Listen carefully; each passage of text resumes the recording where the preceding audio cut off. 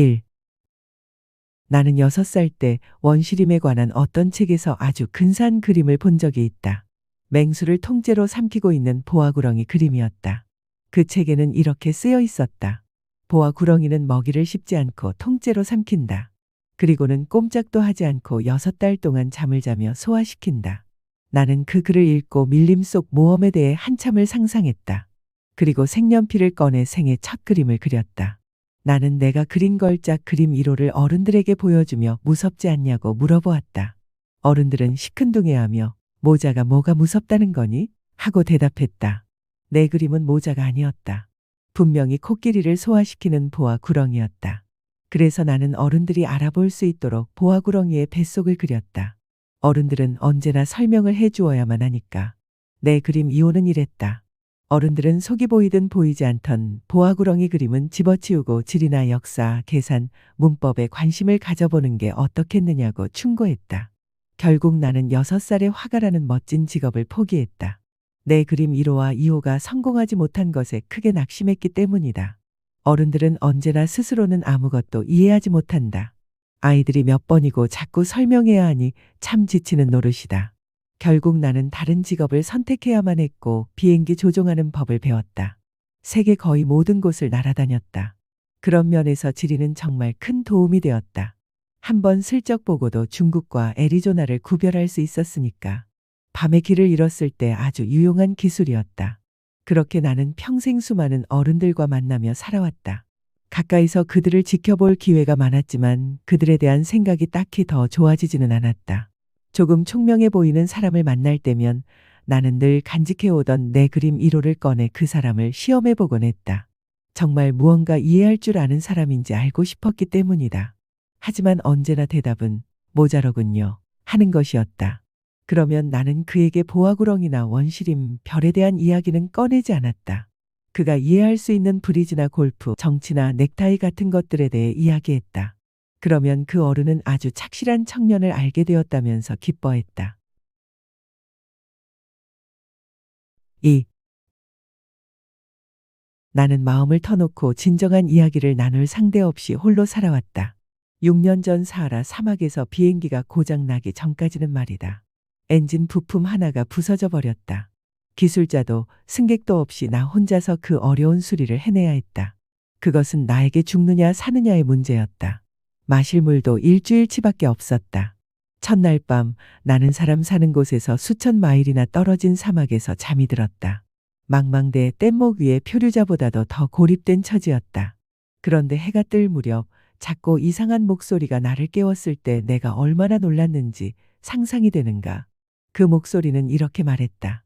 양 한 마리만 그려줘. 뭐라고? 양 한 마리만 그려줘. 나는 번개를 맞은 것처럼 벌떡 일어났다.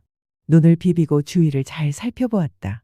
그랬더니 정말로 이상하게 생긴 작은 아이가 나를 심각한 얼굴로 바라보고 있었다. 훗날 내가 그린 그의 가장 잘된 초상화가 여기 있다. 물론 내 그림은 당시의 실제 모델보다 훨씬 덜 매력적이지만 그건 내 잘못이 아니다. 6살 때 어른들이 화가로서의 내 꿈을 꺾어버렸기 때문에 나는 속이 보이거나 보이지 않는 보아구렁이 말고는 아무것도 그리는 연습을 하지 못했으니까. 나는 그의 갑작스러운 출현에 너무 놀라 눈을 동그랗게 뜨고 바라보았다. 내가 사람 사는 곳에서 수천 마일 떨어진 곳에 있었다는 사실을 상기해 주기 바란다. 그런데 그 아이는 길을 잃은 것 같지도 피곤이나 배고픔, 목마름이나 두려움에 지친 것 같지도 않았다. 사막 한가운데서 길 잃은 아이의 모습이라곤 찾아볼 수 없었다. 가까스로 정신을 차리고 내가 물었다. 그런데 여기서 뭘 하고 있니? 그러자 아이는 아주 중요한 이야기라도 하듯 나지막이 되풀이해 말했다. 부탁이야, 양 한 마리만 그려줘. 너무나 인상 깊고 신비로운 상황에 부딪히면 누구든 순순히 따르게 되는 법이다. 죽음의 위험이 닥친 이곳에서 참 엉뚱한 짓이라고 생각하면서도 나는 주머니에서 종이 한 장과 만년필을 꺼냈다. 하지만 문득 내가 배운 것은 지리, 역사, 계산, 문법뿐이라는 사실이 생각이 났다. 그래서 조금 언짢은 목소리로 그림을 그릴 줄 모른다고 말했다. 아이가 대답했다. 괜찮아. 양 한 마리만 그려줘. 양은 한 번도 그려본 적이 없었기에 나는 내가 그릴 수 있는 단 2가지 그림 중 하나를 그려주었다. 속이 보이지 않는 보아구렁이를. 그러자 아이가 말했다. 아니, 보아구렁이 속에 코끼리는 싫어. 보아구렁이는 아주 위험하고 코끼리는 너무 거추장스러워. 내가 사는 곳은 아주 작거든. 내게는 양이 필요해. 양을 그려줘. 그래서 나는 양을 그렸다. 아이는 그림을 주의 깊게 보더니 말했다. 안 돼. 이 양은 벌써 병든 것 같아. 다시 하나 그려줘. 나는 또 그렸다. 아이는 너그럽고 상냥하게 미소 지었지만 여전히 만족해하지 못했다. 잘 봐. 이건 양이 아니라 염소잖아. 뿔이 있으니까. 그래서 나는 또다시 그렸다. 하지만 그 그림도 거절당했다. 이 양은 너무 늙었어. 나는 오래 살 수 있는 양을 갖고 싶어. 나는 비행기 엔진을 분해해야 했으므로 더는 참을 수가 없었다. 상자 하나를 대충 끼적여서는 툭 던지듯 말했다. 이건 상자야. 내가 원하는 양은 이 안에 있어. 그러자 내 어린 심판관의 얼굴이 환하게 밝아지는 것을 보고 나는 깜짝 놀랐다. 이게 바로 내가 원하던 거야. 이 양에게 풀을 많이 줘야 할까? 왜 그런 걸 묻니? 내가 사는 곳은 아주 작거든. 아마 충분할 거야. 아주 작은 양을 그렸으니까 그는 고개를 숙여 그림을 들여다보았다. 그렇게 작지는 않은데. 근데 이 아이 잠들었잖아. 나는 그렇게 어린 왕자를 알게 되었다. 3. 어린 왕자가 어디서 왔는지 알기까지는 꽤 오랜 시간이 걸렸다. 어린 왕자는 나에게 많은 것을 물어보았지만 정작 내 질문에는 귀 기울이지 않는 듯했다. 나는 그가 무심코 던진 말들 속에서 차츰 모든 것을 알게 되었다. 예를 들어 내 비행기를 처음 보았을 때 비행기는 그리지 않겠다. 나한테는 너무 복잡한 그림이니까. 그는 이렇게 물었다. 이 물건은 뭐예요? 그건 하늘을 나는 거야. 비행기, 내 비행기란다. 내가 하늘을 난다는 사실을 알려주었을 때 나는 꽤나 자랑스러웠다. 그랬더니 그가 소리쳤다. 뭐라고요? 아저씨가 하늘에서 떨어졌다고. 그래. 나는 겸손하게 대답했다. 와, 그거 정말 재미있네요. 어린 왕자는 갑자기 까르르 웃음을 터뜨렸고 나는 그 웃음소리에 기분이 몹시 상했다. 나의 불행을 심각하게 받아주지 않는 것이 싫었기 때문이다. 그가 다시 물었다. 그럼 아저씨도 하늘에서 왔군요. 어느 별에서 왔어요? 그 순간 나는 그의 존재를 둘러싼 신비의 한 줄기 빛이 비치는 것을 느끼고 얼른 물어보았다. 그럼 너는 다른 별에서 왔니? 하지만 그는 대답하지 않고 내 비행기를 바라보며 조용히 고개를 끄덕였다. 하긴 저걸 타고 멀리서 오지는 못했겠군요. 어린 왕자는 한참 동안 깊은 생각에 잠기더니 주머니에서 제가 그려준 양을 꺼내 그 보물을 소중하게 들여다보았다. 다른 별이라는 말이 내 호기심을 얼마나 자극했을지는 여러분도 짐작할 수 있을 것이다. 나는 더 자세히 물어보았다. 얘야, 넌 어디서 왔니? 내가 말하는 집은 어딘데? 내 양을 어디로 데려가려는 거니? 그는 말없이 생각에 잠겨 있다가 대답했다. 아저씨가 준 상자가 밤에는 집이 돼줄 테니 잘 됐어요. 물론이지. 내가 착하게 굴면 양을 메어 둘 말뚝과 고삐도 줄게. 그 제안에 어린 왕자는 무척 놀란 듯했다. 메어둔다고요? 참 이상한 생각이네요. 하지만 메어두지 않으면 아무데나 가서 길을 잃을 텐데. 내 친구는 다시 한번 까르르 웃었다. 가긴 어딜 가요? 어디든지 앞으로 쭉. 그러자 어린 왕자는 진지한 얼굴로 말했다. 괜찮아요. 제가 사는 곳은 아주 작으니까. 조금 서글픈 목소리로 덧붙였다. 앞으로 쭉 가봐야 멀리 갈 수도 없는 걸. 4. 나는 이렇게 해서 두 번째 중요한 사실을 알게 되었다. 어린 왕자가 사는 별이 집 한 채보다도 작을지 모른다는 것이다. 하지만 그리 놀랍지는 않았다. 나는 지구, 목성, 화성, 금성처럼 이름 붙여진 큰 행성들 말고도 망원경으로는 보기 힘들 정도의 작은 소행성들이 수백 개나 더 있다는 것을 알고 있었으니까. 천문학자가 그런 별을 발견하면 이름 대신 번호를 붙여준다. 예를 들어 소행성 3252로 하는 식으로 말이다. 나한테는 어린 왕자가 떠나온 별이 소행성 B612호라고 믿을 만한 충분한 근거가 있다. 이 소행성은 1909년 터키의 한 천문학자가 망원경으로 단 한 번 발견한 적이 있다. 그는 국제천문학회에서 자신의 놀라운 발견을 발표했지만 아무도 그의 말을 믿지 않았다. 그가 입고 있던 옷 때문이었다. 어른들이란 다 그런 식이다. 소행성 B612호의 명성을 위해서는 다행스럽게도 터키의 한 독재자가 국민들에게 서양식 옷을 입지 않으면 사형에 처하겠다고 법으로 강요했다. 그 천문학자는 1920년에 아주 멋진 양복을 차려입고 다시 발표를 했다. 그러자 이번에는 모두 그의 말을 믿었다. 내가 소행성 비육 112호에 대해 이렇게 자세히 이야기하고 번호까지 알려주는 것은 어른들 때문이다. 어른들은 숫자를 좋아하니까. 새로 사귄 친구에 대해 이야기할 때 어른들은 정작 중요한 것은 묻지 않는다. 그 아이 목소리는 어떠니? 무슨 놀이를 좋아하니? 나비를 수집한대. 이런 질문은 절대로 하지 않는다. 대신 이렇게 묻는다. 나이가 몇 살이니? 형제는 몇이나 되고? 몸무게는? 그의 아버지 수입은 얼마야? 그러고 나서야 그 친구에 대해 다 알게 되었다고 생각한다. 만약 어른들에게 저는 창가에 제라늄 화분이 있고 지붕엔 비둘기가 노니는 분홍빛 벽돌집을 보았어요. 라고 말하면 그들은 그 집이 어떤 모습인지 전혀 상상하지 못한다. 10만 프랑짜리 집을 보았어요. 라고 말해야만 한다. 그러면 그들은 와, 정말 멋진 집이구나 하고 소리친다. 그래서 만약 어린 왕자가 있었다는 증거는 그가 아주 매력적이었고 잘 웃었고 양 한 마리를 갖고 싶어 했다는 거예요. 누군가 양을 원한다면 그건 그가 존재한다는 증거죠. 라고 말한다면 어른들은 어깨를 으쓱하며 여러분을 어린애 취급할 것이다. 하지만 그가 떠나온 별은 소행성 비육 112호입니다. 라고 말하면 그들은 고개를 끄덕이며 더 이상 귀찮게 묻지 않을 것이다. 어른들이란 다 그렇다. 그들을 나쁘게 생각해서는 안 된다. 어린이들은 언제나 어른들에게 너그러워야 하니까. 하지만 삶을 이해하는 우리 같은 사람들에게 숫자는 중요하지 않다. 나는 이 이야기를 동화처럼 시작하고 싶었다. 이렇게 말이다. 옛날 옛적에 자기 몸보다 아주 조금 더 큰 별에 사는 한 어린 왕자가 있었어요. 그 왕자님은 친구를 무척 권했답니다. 삶을 이해하는 사람들에게는 그것이 훨씬 더 진실하게 들렸을 것이다. 나는 이 책을 사람들이 건성으로 읽기를 바라지 않는다. 이 추억을 이야기하는 지금 나는 깊은 슬픔을 느낀다. 내 친구가 양과 함께 떠난 지도 벌써 6해가 지났다. 내가 여기서 그를 묘사하려는 것은 그를 잊지 않기 위해서다.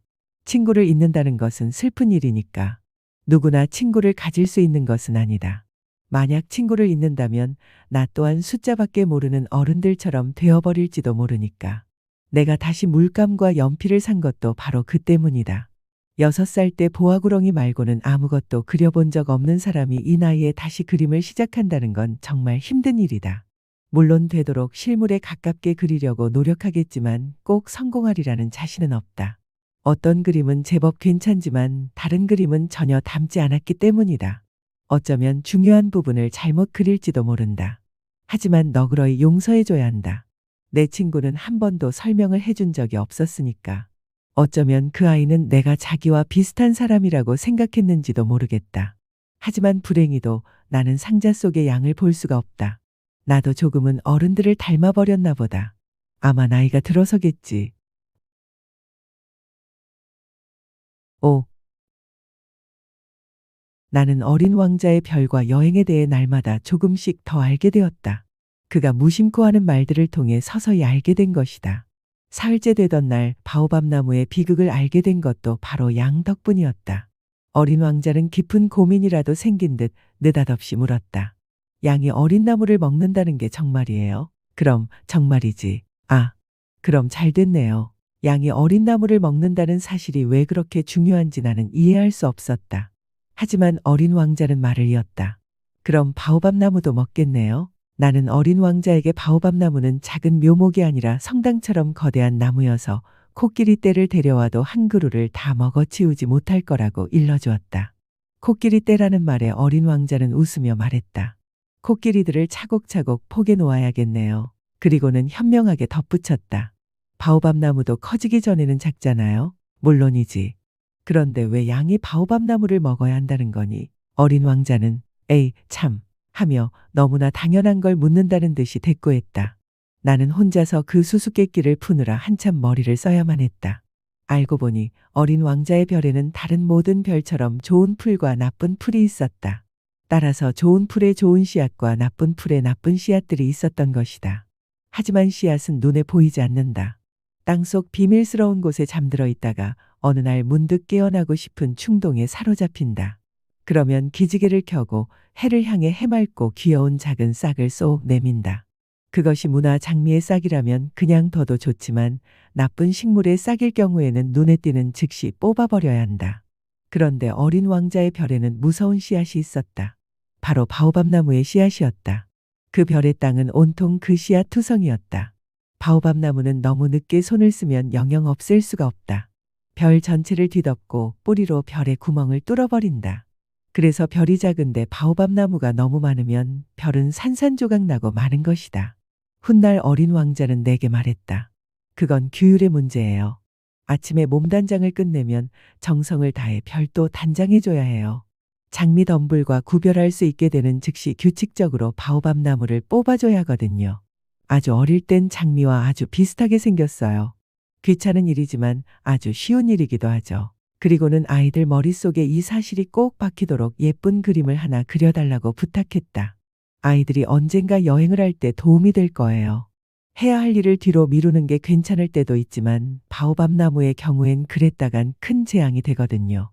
제가 아는 어떤 별에는 게으름뱅이가 살고 있었는데 그가 작은 나무 세 그루를 그냥 내버려뒀었죠. 그래서 나는 어린 왕자가 일러준 대로 그 별을 그렸다. 나는 도덕군자처럼 말하고 싶지는 않다.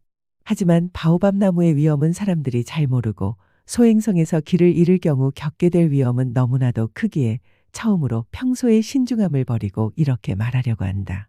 어린이들이여, 바오밥 나무를 조심하라. 내가 이 그림을 이토록 정성껏 그린 것은 나와 마찬가지로 오랫동안 위험을 모른 채 살아온 내 친구들에게 경각심을 주기 위해서다. 이 그림이 주는 교훈은 내가 수고한 만큼의 가치가 있다. 아마 이런 질문을 할지도 모르겠다. 왜 이 책에는 바오밥 나무 그림만큼 웅장한 그림이 또 없나요? 내 대답은 간단하다. 다른 그림들도 그렇게 그리고 싶었지만 뜻대로 되지 않았을 뿐이다. 바오밥 나무를 그릴 때는 그만큼 절박한 마음이 나를 이끌었다. 6. 어린 왕자. 너의 쓸쓸하고 단조로운 삶을 나는 그렇게 조금씩 이해하게 되었다. 오랫동안 너의 유일한 즐거움은 해질녘의 부드러운 햇살을 바라보는 것뿐이었지. 나흘째 되던 날 아침 나는 그 새로운 사실을 알게 되었다. 아이는 내게 이렇게 말했다. 저는 해질녘이 참 좋아요. 우리 해 지는 걸 보러 가요. 하지만 기다려야지. 뭘 기다려요? 해가 지기를 기다려야지. 아이가 처음에는 무척 놀란 듯 하다가 이내 내 말이 우습다는 듯 웃음을 터뜨렸다. 그리고는 내게 말했다. 아직도 제 별에 있는 줄 알았어요. 정말로 그럴 수 있는 일이다. 모두 알다시피 미국이 정오일 때 프랑스는 해가 진다. 프랑스로 단숨에 날아갈 수만 있다면 해지는 광경을 볼 수 있을 것이다. 하지만 불행히도 프랑스는 너무 멀리 있다. 그러나 작은 별에서는 의자를 몇 걸음 뒤로 옮겨놓기만 하면 되었다. 그래서 넌 원할 때면 언제든 석양을 바라볼 수 있었지. 어느 날 저는 해가 지는 걸 43번이나 보았어요. 그리고 잠시 후 아이는 이렇게 덧붙였다. 몹시 슬플 땐 해지는 풍경을 좋아하게 되거든요. 43번이나 본 그날 너는 그만큼 슬펐던 거니? 어린 왕자는 대답이 없었다. 닷새째 되던 날 역시 양 덕분에 나는 어린 왕자의 삶에 얽힌 또 하나의 비밀을 알게 되었다. 그는 오랫동안 무언가 골똘히 생각한 끝에 불쑥 이렇게 물었다. 양은 어린 나무를 먹으니까 꽃도 먹겠네요. 양은 눈에 띄는 건 뭐든지 먹지. 가시가 있는 꽃도요? 그럼. 가시가 있는 꽃도 먹고 말고. 그럼 가시는 대체 왜 있는 거예요? 나는 그 답을 알지 못했다. 나는 그때 엔진에 너무 꽉 조여진 볼트를 빼내느라 온통 정신이 팔려 있었다. 비행기 고장이 심각해 보이기 시작했고 마실 물도 바닥나고 있어 최악의 상황이 닥칠까봐 몹시 불안했다.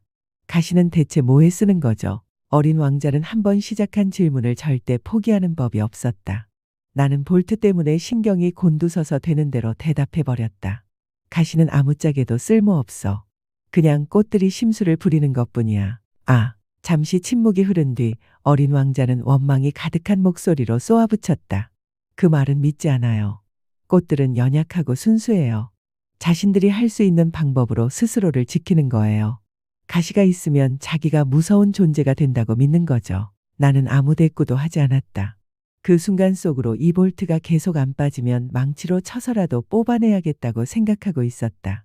어린 왕자는 또다시 내 생각을 방해했다. 그럼 아저씨는 정말로 꽃들이 아니 아무것도 아니야. 그냥 되는 대로 대답했을 뿐이라고. 나에겐 지금 중요한 일이 있단 말이다. 그는 깜짝 놀라 나를 바라보았다. 중요한 일이라고요? 망치를 손에 들고 기름때로 시커매진 손가락으로 그에게는 흉측하게 보일 물체 위에 몸을 숙이고 있는 내 모습을 그는 보고 있었다. 아저씨는 어른들처럼 말하는군요. 그 말에 나는 조금 부끄러웠다. 하지만 그는 가차없이 말을 이었다. 아저씨는 모든 걸 뒤죽박죽으로 만들고 있어요. 전부 다 섞어버리고 있다고요. 그는 정말로 화가 나 있었다. 금빛 머리카락이 바람에 흩날렸다. 저는 얼굴이 시뻘건 신사가 사는 별을 알아요. 그는 한 번도 꽃향기를 맡아본 적도 별을 바라본 적도 누구를 사랑해 본 적도 없어요. 평생 오로지 숫자 계산만 했죠. 그리고 아저씨처럼 하루 종일 되뇌어요. 나는 진지한 사람이야. 나는 중요한 일을 하는 사람이라고. 그러면서 교만으로 잔뜩 부풀어 있죠. 하지만 그는 사람이 아니에요. 버섯이에요. 뭐라고? 버섯이라고요. 어린 왕자는 이제 분노로 얼굴이 하얗게 질려 있었다. 수백만 년 동안 꽃들은 가시를 만들어 왔어요. 그리고 수백만 년 동안 양들은 꽃을 먹어왔고요. 그런데 꽃들이 왜 그토록 애써 쓸모없는 가시를 만드는지 알려고 하는 게 그게 중요하지 않은 일인가요? 양과 꽃들 사이의 전쟁이 중요하지 않다고요? 그 뚱뚱하고 시뻘건 신사가 하는 계산보다 중요하지 않단 말이에요. 이 세상 어디에도 없고 오직 내 별에만 있는 단 하나뿐인 꽃을 내가 알고 있는데 어느 날 아침 작은 양 한 마리가 뭘 하는지도 모르고 그걸 먹어치울 수 있다는 사실이 그게 중요하지 않은 일인가요? 어린 왕자는 얼굴이 새빨개져서 말을 이었다. 수백만 개의 별들 중 단 하나뿐인 꽃을 사랑하는 사람이 있다면 그 사람은 그 별들을 바라보는 것만으로도 행복할 수 있어요. 그는 속으로 내 꽃이 저기 어딘가에 있겠지 하고 생각할 수 있거든요. 하지만 양이 그 꽃을 먹어버린다면 그에겐 갑자기 모든 별이 사라져 버리는 것과 같아요. 그런데도 그게 중요하지 않다고요? 그는 더 이상 말을 잇지 못하고 갑자기 흐느껴 울기 시작했다. 밤이 깊어지고 있었다. 나는 손에서 연장을 놓아버렸다. 망치도 볼트도 목마름과 죽음의 위협도 모든 것이 하찮게 느껴졌다. 이별, 이 지구 위에 위로가 필요한 한 어린 왕자가 있었다. 나는 그를 두 팔로 꼭 껴안았다. 그를 부드럽게 흔들며 나는 말했다. 내가 사랑하는 꽃은 위험하지 않아. 내 양에게 씌울 입마개를 그려줄게. 내가 더 이상 무슨 말을 해야 할지 알 수 없었다. 내 자신이 몹시 서툴게 느껴졌다. 어떻게 그의 마음에 다가가 위로를 건네야 할지 알 수가 없었다. 눈물의 나라는 그토록 신비로운 곳이었다. 8. 나는 곧 그 꽃에 대해 더 잘 알게 되었다. 어린 왕자의 별에는 원래 아주 소박한 혹겹 꽃잎을 가진 꽃들이 있었다. 그 꽃들은 자리를 거의 차지하지도 않았고 누구를 귀찮게 하지도 않았다. 아침에 풀숲 사이로 피어났다가 저녁이면 스르르 지곤 했다. 그런데 어느 날 어디선가 날아온 씨앗 하나가 싹을 틔웠다. 어린 왕자는 다른 싹들과 전혀 닮지 않은 그 싹을 아주 세심하게 관찰했다. 새로운 종류의 바오밥 나무일지도 모를 일이었다. 그러나 작은 나무는 이내 성장을 멈추고 꽃을 피울 준비를 했다. 커다란 꽃봉오리가 맺히는 것을 지켜보며 어린 왕자는 그 안에서 무언가 기적 같은 일이 일어나리라 직감했다. 하지만 꽃은 자신의 연두빛 방 안에 숨어 가장 아름다운 모습이 될 때까지 단장을 멈추지 않았다. 꽃잎 색깔을 신중하게 고르고 천천히 옷을 입듯 꽃잎을 하나하나 매만졌다. 양귀비처럼 구겨진 모습으로 세상에 나오고 싶어 하지 않았다. 오직 자신의 아름다움이 활짝 피어났을 때 모습을 드러내고 싶었던 것이다. 아, 정말이지 무척이나 사랑스러운 꽃이었다. 그 신비로운 몸단장은 그렇게 며칠이고 계속되었다. 그리고 마침내 어느 날 아침 해가 떠오르는 바로 그 시각에 꽃은 모습을 드러냈다. 그토록 공들여 단장한 꽃은 하품을 하며 말했다. 아, 이제 막 잠에서 깼어요. 용서해 주세요.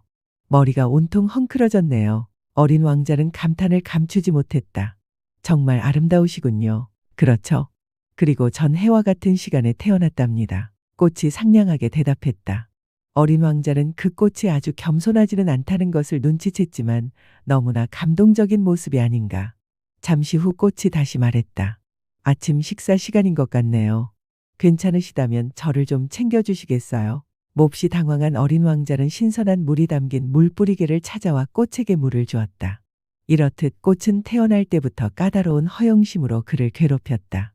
어느 날은 자기가 가진 4개의 가시를 자랑하며 이렇게 말했다. 호랑이들이 발톱을 세우고 덤벼도 괜찮아요. 내 별에는 호랑이가 없어요. 그리고 호랑이는 풀을 먹지도 않고요. 어린 왕자가 대꾸했다. 저는 풀이 아닌데요. 꽃이 조용히 대답했다. 용서해줘요. 호랑이는 조금도 무섭지 않지만 바람은 짝질색이에요. 혹시 바람막이 없으세요? 바람이 질색이라니. 식물로서는 참 안 됐군. 이 꽃은 아주 까다로운 식물이야. 어린 왕자는 속으로 생각했다. 저녁에는 유리 덮개를 씌워주세요. 여기는 너무 춥네요. 시설이 좋지 않아요. 제가 살던 곳은. 그러나 꽃은 말을 멈추었다. 꽃은 씨앗의 형태로 이곳에 왔으니 다른 세상에 대해 알 리가 없었다. 그처럼 빤한 거짓말을 하려다 들킨 것이 부끄러워진 꽃은 어린 왕자의 잘못인 것처럼 보이게 하려고 두어 번 기침을 했다. 바람막이는요? 찾으러 가려던 참인데 당신이 계속 말을 걸었잖아요. 그러자 꽃은 어린 왕자에게 죄책감을 느끼게 하려고 더 심하게 기침을 해댔다. 그리하여 어린 왕자는 사랑하는 마음과 선의가 있었음에도 불구하고 이내 그 꽃을 의심하게 되었다. 그는 꽃이 무심코 한 말들을 너무 심각하게 받아들였고 그로 인해 몹시 불행해졌다. 어느 날 그는 내게 모든 것을 털어놓았다. 그 꽃의 말을 듣지 말았어야 했어. 꽃이 하는 말은 절대로 귀 기울여 들으면 안 돼요. 그저 바라보고 향기를 맡아야만 해요. 내 꽃이 내 별을 온통 향기로 채워주었는데도 나는 그것을 즐길 줄 몰랐어요. 그 발톱 이야기에 화를 내지 말고 가엽게 여겼어야 했는데 그는 이렇게도 말했다. 저는 그때 아무것도 이해하지 못했던 거예요. 말이 아닌 행동으로 판단했어야 했는데 그 꽃은 내게 향기를 뿜어주고 내 마음을 환하게 해주었어요. 절대로 떠나지 말았어야 했는데 그 가여운 거짓말 뒤에 숨겨진 사랑을 눈치챘어야 했어요. 꽃들이란 얼마나 모순적인 존재인지. 하지만 전 너무 어려서 그 꽃을 사랑하는 법을 몰랐던 거예요. 9. 나는 어린 왕자가 철새들의 이동을 이용해 자기 별을 떠나왔으리라 생각한다. 떠나는 날 아침 그는 자기 별을 말끔히 정돈했다. 그는 불을 뿜는 활화산 2개를 정성껏 청소했다. 아침밥을 데우는데 아주 편리한 화산들이었다.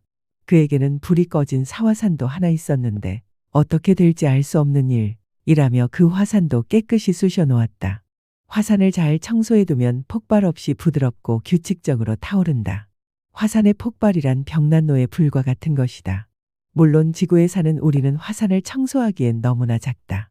그래서 화산이 우리에게 그토록 많은 문제를 일으키는 것이다. 어린 왕자는 조금 서글픈 마음으로 마지막 남은 바오밥 나무 싹들도 뽑아냈다. 다시는 돌아오지 못하리라 생각했다. 그런데 그날 아침 그 모든 익숙한 일들이 유난히 소중하게 느껴졌다. 꽃에게 마지막으로 물을 주고 유리 덮개를 씌워주려 할 때 그는 울고 싶은 심정이었다. 잘 있어. 그가 꽃에게 말했다. 그러나 꽃은 대답이 없었다. 잘 있어. 그가 거듭 말했다. 꽃이 기침을 했다. 하지만 감기 때문은 아니었다. 내가 어리석었어. 용서해줘. 부디 행복해야 해. 마침내 꽃이 말했다. 비난 섞인 말을 들을 줄 알았던 어린 왕자는 깜짝 놀랐다.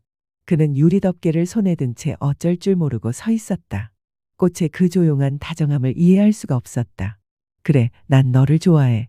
넌 그걸 전혀 몰랐지. 내 잘못이었어. 하지만 너도 나만큼이나 어리석었어. 부디 행복해. 유리 덮개는 그냥 둬. 이젠 필요 없어. 하지만 바람이, 감기가 그렇게 심한 편은 아니야.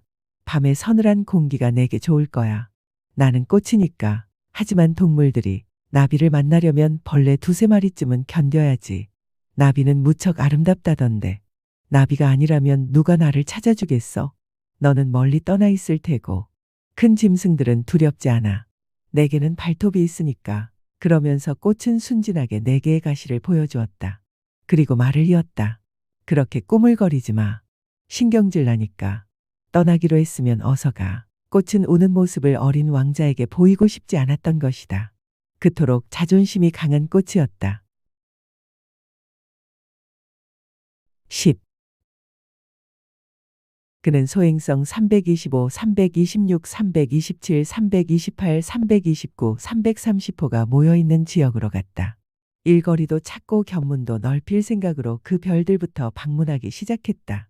첫 번째 별에는 왕이 살고 있었다. 왕은 붉은색과 흰 담비 모피로 된 옷을 입고 소박하지만 위험 있는 왕좌에 앉아 있었다. 어린 왕자가 오는 것을 보자 왕이 외쳤다. 아, 신하가 한 명 왔구나. 어린 왕자는 속으로 생각했다. 나를 한 번도 본 적이 없는데 어떻게 알아보는 걸까? 그는 왕들에게 세상이 아주 단순하다는 것을 몰랐다. 모든 사람은 그저 신하일 뿐이었다. 가까이 오너라. 너를 더 잘 볼 수 있도록. 누군가의 왕이 된 것이 무척 자랑스러워진 왕이 말했다. 어린 왕자는 앉을 자리를 찾았지만 별은 온통 왕의 호화로운 담비 모피 망토로 뒤덮여 있었다. 그래서 그는 계속 서 있었다. 피곤했던 탓에 하품이 나왔다.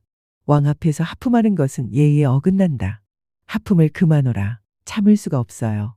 긴 여행을 하느라 잠을 못 잤거든요. 어린 왕자가 말했다. 그렇다면 하품을 하도록 명하노라. 하품하는 것을 본 지 여러 해가 되었구나. 짐에게는 하품이 신기한 구경거리니라. 자, 또 하품을 하라. 이건 명령이다. 그렇게 말씀하시니 무서워서 하품이 안 나와요. 어린 왕자가 얼굴을 붉히며 말했다. 그렇다면 짐이 명하노니 어떤 때는 하품을 하고 또 어떤 때는. 왕은 약간 화가 난 듯 무언가 중얼거렸다. 왕은 자신의 권위가 존중받기를 무엇보다 원했다. 불복종은 용납할 수 없었다. 그는 전제 군주였다. 하지만 마음이 매우 선량했으므로 사리에 맞는 명령만을 내렸다. 그는 늘 이렇게 말하곤 했다. 만약 짐이 장군에게 물새로 변하라고 명했는데 장군이 따르지 않는다면 그것은 장군의 잘못이 아니라 짐의 잘못이니라. 앉아도 될까요? 어린 왕자가 조심스럽게 물었다. 앉기를 명하노라. 왕은 담비 모피 망토 자락을 위엄 있게 걷어 올리며 대답했다. 하지만 어린 왕자는 궁금했다. 별은 아주 조그마했다. 왕은 대체 무엇을 다스리는 걸까? 폐하, 여쭤볼 것이 있습니다. 질문하도록 명하노라. 폐하께서는 무엇을 다스리시나요? 모든 것을 다스리노라. 왕이 아주 간단하게 대답했다. 모든 것을요? 왕은 신중한 몸짓으로 자신의 별과 다른 별들 그리고 행성들을 가리켰다. 저 모든 것을요? 저 모든 것을 다스리노라. 왕은 대답했다. 그는 절대 군주일 뿐 아니라 우주 전체의 군주였던 것이다. 그럼 별들도 폐하께 복종하나요? 물론이다. 별들은 즉시 복종한다. 짐은 규율을 어기는 것을 용서치 않느니라. 어린 왕자는 그 엄청난 권력에 감탄했다. 만약 자신에게 그런 힘이 있다면 의자를 옮기지 않고도 하루에 44번이 아니라 72번, 아니 100번, 200번이라도 해지는 장면을 볼 수 있을 터였다. 버리고 온 작은 별이 생각나 조금 슬퍼진 어린 왕자는 용기를 내어 왕에게 청했다. 해가 지는 것을 보고 싶습니다. 제 소원을 들어주세요. 해에게 지라고 명령해 주십시오. 만약 짐이 장군에게 나비처럼 이 꽃에서 저 꽃으로 날아다니라거나 비극을 한편 쓰라거나 물새로 변하라고 명했는데 장군이 그 명을 따르지 않는다면 그것은 장군의 잘못이겠느냐, 짐의 잘못이겠느냐? 폐하의 잘못입니다. 어린 왕자가 확신에 차서 말했다. 옳다. 누구에게든 그가 할 수 있는 것을 요구해야 하는 법이다.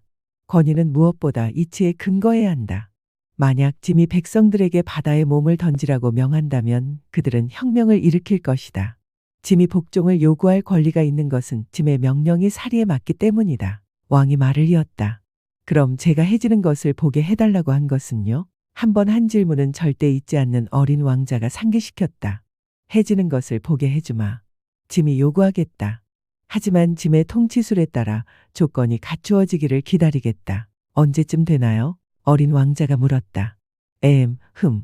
오늘 저녁 7시 40분경이 될 것이다. 그때가 되면 짐의 명령이 얼마나 잘 지켜지는지 보게 될 게다. 어린 왕자는 하품을 했다. 해지는 것을 못 보게 된 것이 아쉬웠고 벌써 조금씩 지루해지기 시작했다. 저는 이제 여기서 할 일이 없네요. 이만 떠나보겠습니다. 떠나지 말거라. 떠나지 마. 너를 대신으로 삼아주겠다. 신하가 생긴 것이 몹시 자랑스러워진 왕이 급히 말했다. 무슨 대신이요? 법무 대신이니라. 하지만 재판할 사람이 아무도 없는데요. 그건 모를 일이지. 짐은 아직 왕국을 순시해보지 않았다. 짐은 매우 늙었고 마차를 둘 곳도 없으며 걷는 것은 피곤하구나. 아, 제가 벌써 다 보았어요. 어린 왕자는 허리를 굽혀 별의 반대편을 다시 한번 둘러보며 말했다. 저쪽에도 아무도 없어요. 그럼 내 자신을 재판하거라. 그것이 가장 어려운 일이니라. 남을 재판하는 것보다 자기 자신을 재판하는 것이 훨씬 더 어렵다. 내가 너 자신을 훌륭하게 재판할 수 있다면 너는 참으로 지혜로운 사람이기 때문이니라. 왕이 말했다. 저는 어디서든 저를 재판할 수 있어요. 꼭 여기서 살 필요는 없습니다. 내 별 어딘가에 늙은 쥐 한 마리가 있는 듯하다. 밤이면 소리가 들리지. 그 늙은 쥐를 재판하거라. 때때로 그에게 사형을 선고하되 그의 목숨은 너의 판결에 달리게 될 것이다. 하지만 매번 사면하여 아껴주도록 하라. 단 한 마리밖에 없기 때문이니라. 저는 사형 선고는 내리기 싫어요. 아무래도 떠나야겠습니다. 안 된다. 왕이 말했다. 어린 왕자는 떠날 채비를 마쳤지만 늙은 왕을 서운하게 만들고 싶지는 않았다. 폐하의 명령이 존중받기를 원하신다면 제게 사리에 맞는 명령을 내려주십시오. 예를 들어 1분 안에 떠나라고 명령하실 수 있습니다. 지금이 떠나기에 딱 좋은 조건인 것 같군요. 왕이 아무 대답도 하지 않자 어린 왕자는 잠시 머뭇거리다 한숨을 쉬고는 길을 떠났다. 너를 짐의 대사로 임명하노라. 왕이 다급하게 외쳤다. 그는 아주 위험 있는 표정을 짓고 있었다. 어른들은 정말 이상하군. 어린 왕자는 여행을 계속하며 속으로 생각했다. 10일. 두 번째 별에는 허영심에 빠진 남자가 살고 있었다. 어린 왕자를 보자마자 그는 멀리서부터 외쳤다. 아, 나를 찬양하는 자가 찾아왔구나. 허영심 많은 사람들에게 다른 모든 사람은 자신을 찬양하는 숭배자로 보이기 마련이다. 안녕하세요. 독특한 모자를 쓰셨네요. 어린 왕자가 말했다. 이건 답례를 위한 모자라네. 사람들이 내게 환호를 보낼 때 인사하기 위함이지. 불행히도 이곳을 지나가는 사람이 아무도 없어서 그렇지. 허영심 많은 남자가 대답했다. 아, 그래요? 무슨 말인지 알아듣지 못한 어린 왕자가 말했다. 손뼉을 쳐보게. 남자가 일러주었다. 어린 왕자는 손뼉을 쳤다. 허영심 많은 남자는 모자를 살짝 들어 올리며 정중하게 답례했다. 왕을 만났을 때보다 더 재미있는데. 어린 왕자는 속으로 생각했다. 그래서 그는 다시 손뼉을 쳤다. 남자는 다시 모자를 들어 올리며 답례했다. 5분쯤 되풀이하고 나니 어린 왕자는 그 놀이에 실증이 났다. 모자가 아래로 내려오게 하려면 어떻게 해야 해요? 그가 물었다. 하지만 허영심 많은 남자는 그의 말을 듣지 못했다. 허영심에 빠진 사람들의 귀에는 오직 칭찬하는 말만 들리는 법이다. 자네는 진심으로 나를 찬양하는가? 그가 어린 왕자에게 물었다. 찬양한다는 게 무슨 뜻이에요? 찬양이란 내가 이 별에서 가장 잘생기고 가장 옷을 잘 입고 가장 부유하고 가장 똑똑한 사람이라고 인정해 주는 것을 뜻한다네. 하지만 이 별에는 아저씨 혼자밖에 없잖아요. 나를 기쁘게 해주게. 어서 나를 찬양해 주게나. 찬양할게요. 그런데 그게 아저씨한테 무슨 소용이 있죠? 어린 왕자는 어깨를 으쓱하며 말했다. 그리고는 그 별을 떠났다. 어른들은 정말 이상하군. 어린 왕자는 여행을 계속하며 속으로 중얼거렸다. 12. 다음 별에는 술꾼이 살고 있었다. 그 방문은 매우 짧았지만 어린 왕자를 깊은 우울함에 빠뜨렸다. 술꾼은 빈 병 한 무더기와 술이 가득 찬 병 한 무더기를 앞에 놓고 말없이 앉아 있었다. 뭘 하고 있어요? 어린 왕자가 물었다. 술을 마시지. 술꾼이 침울한 표정으로 대답했다. 왜 술을 마셔요? 어린 왕자가 물었다. 잊기 위해서지. 술꾼이 대답했다. 무엇을 잊기 위해서요? 측은한 마음이 든 어린 왕자가 물었다. 부끄럽다는 걸 잊기 위해서. 술꾼이 고개를 숙이며 고백했다. 뭐가 부끄러운데요? 그를 돕고 싶었던 어린 왕자가 캐물었다. 술 마시는 게 부끄러워. 술꾼은 그 말을 끝으로 다시 침묵에 빠졌다. 어쩔 줄 모르던 어린 왕자는 그곳을 떠나버렸다. 어른들은 정말이지 이상하군. 어린 왕자는 여행을 하며 속으로 생각했다. 13. 네 번째 별은 사업가의 별이었다. 그 남자는 어찌나 바쁜지 어린 왕자가 도착했을 때도 고개조차 들지 않았다. 안녕하세요. 담뱃불이 꺼졌네요. 어린 왕자가 말했다. 셋 더하기 둘은 다섯, 다섯 더하기 일곱은 열둘, 열둘 더하기 셋은 열다섯. 안녕. 15 더하기 7은 22, 22 더하기 6은 28. 담배에 다시 불을 붙일 시간이 없어. 26 더하기 5은 31. 휴.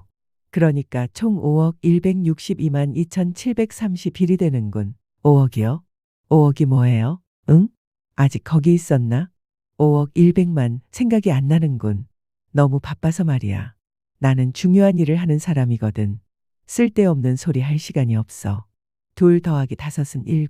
5억 100만이 뭐냐고요? 한 번 한 질문은 절대로 포기하지 않는 어린 왕자가 되물었다. 사업가가 고개를 들었다. 이별에서 54년을 사는 동안 방해를 받은 건 딱 3번뿐이었네. 첫 번째는 22년 전에 어디선가 날아온 풍뎅이 때문이었지. 어찌나 시끄러운 소리를 내던지 계산을 4군데나 틀렸었지. 2번째는 11년 전 신경통 때문이었어. 운동 부족이지. 산책할 시간이 없거든.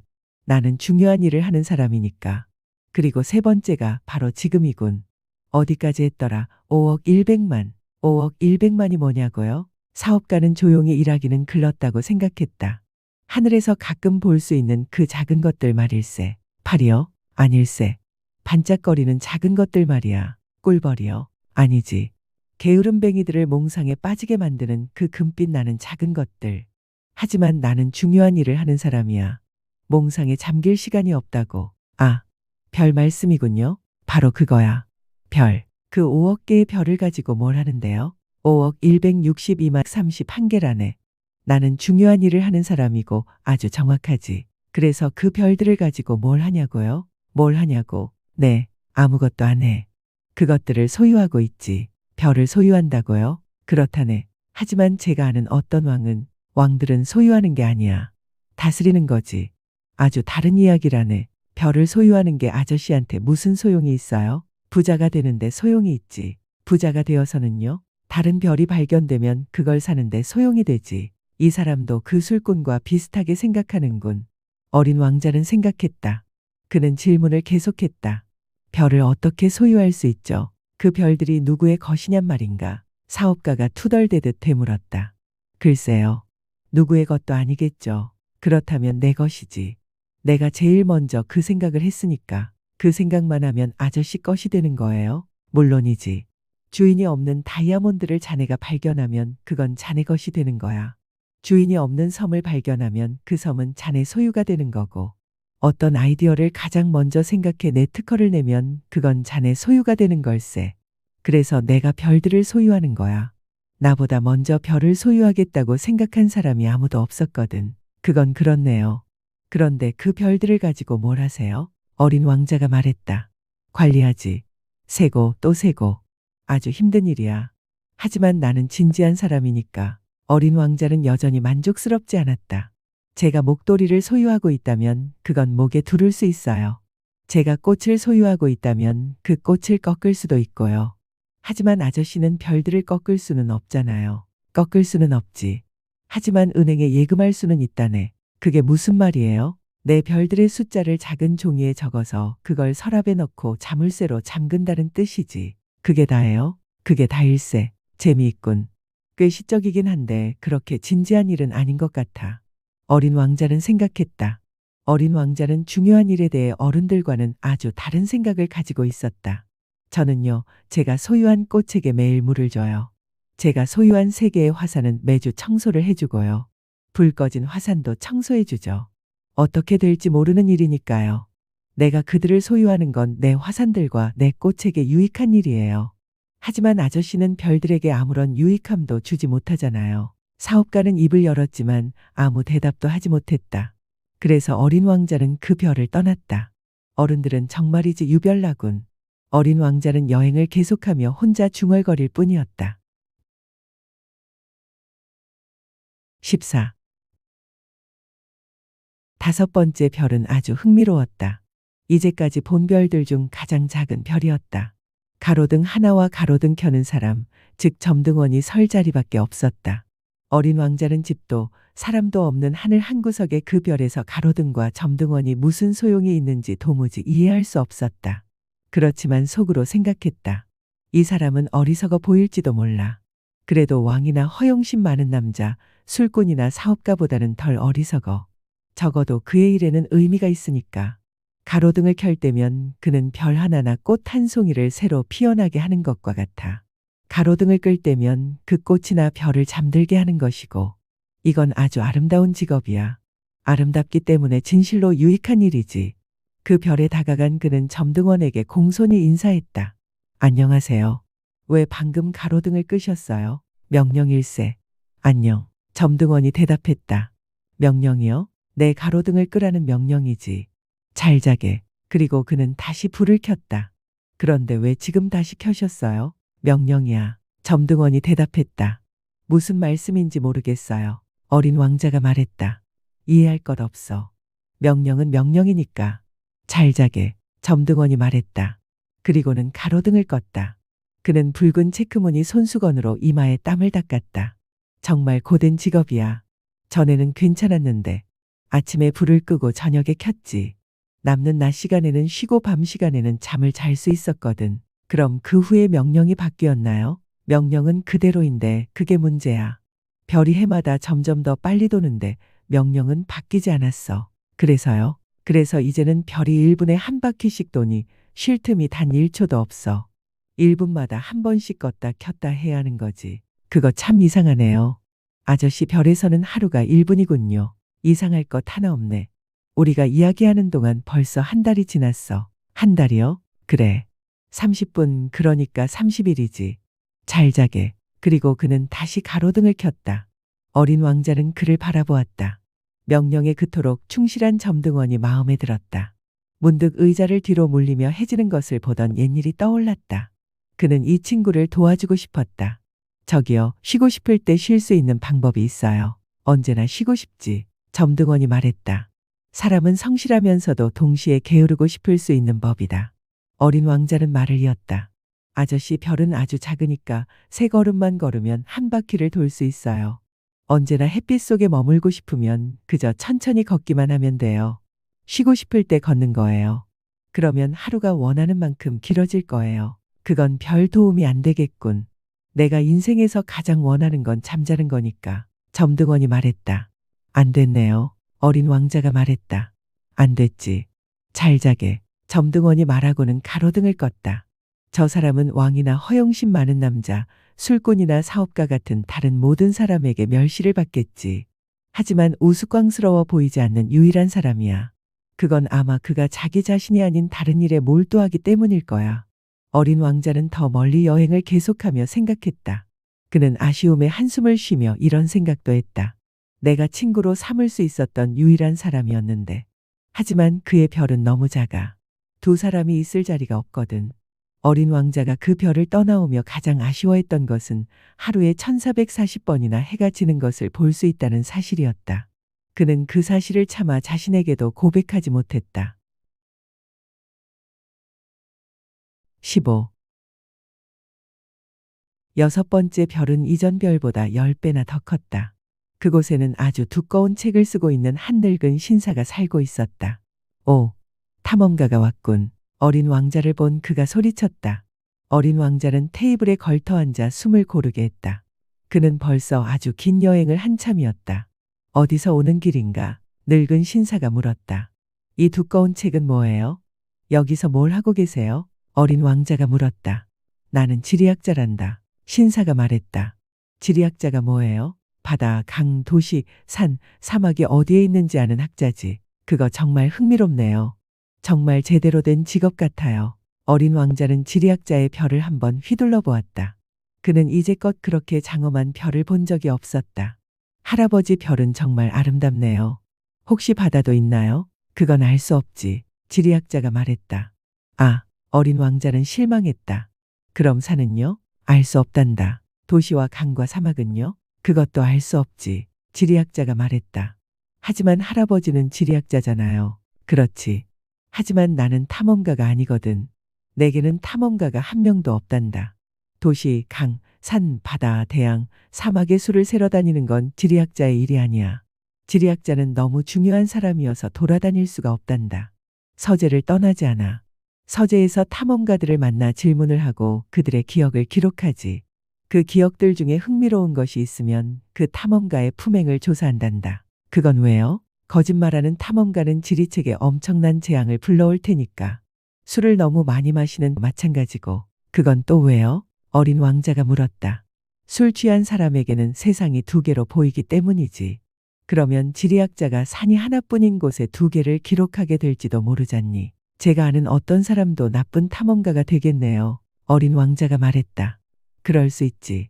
그래서 탐험가의 품행이 훌륭하다고 판단되면 그의 발견에 대해 조사를 시작한단다. 직접 가보시나요? 아니, 그건 너무 복잡해. 대신 탐험가에게 증거를 가져오라고 요구하지. 예를 들어 큰 산을 발견했다면 큰 돌멩이를 가져오라고 하는 식이야. 지리학자는 갑자기 흥분했다. 그런데 너는 먼 곳에서 왔구나. 너는 탐험가로군. 내 별에 대해 내게 설명해 보아라. 그러고는 지리학자는 기록부를 펴고 연필을 깎았다. 탐험가의 이야기는 우선 연필로 기록했다가 탐험가가 증거를 제시하면 그때 잉크로 옮겨 적는 것이 원칙이었다. 자, 어서. 지리학자가 말했다. 아, 제 별은 그다지 흥미롭지 않아요. 아주 작거든요. 화산이 셋 있어요. 둘은 활화산이고 하나는 사화산이죠. 하지만 어떻게 될지는 아무도 몰라요. 그렇지, 아무도 모르지. 지리학자가 말했다. 그리고 꽃이 한 송이 있어요. 우리는 꽃은 기록하지 않는단다. 지리학자가 말했다. 왜요? 그게 제일 예쁜데요. 꽃은 덧없는 존재이기 때문이지. 덧없다는 게 무슨 뜻이에요? 지리책은 모든 책 중에서 가장 중요한 책이란다. 절대로 시대에 뒤떨어지는 법이 없지. 산이 자리를 옮기는 일은 거의 없고 바다가 마르는 일도 거의 없단다.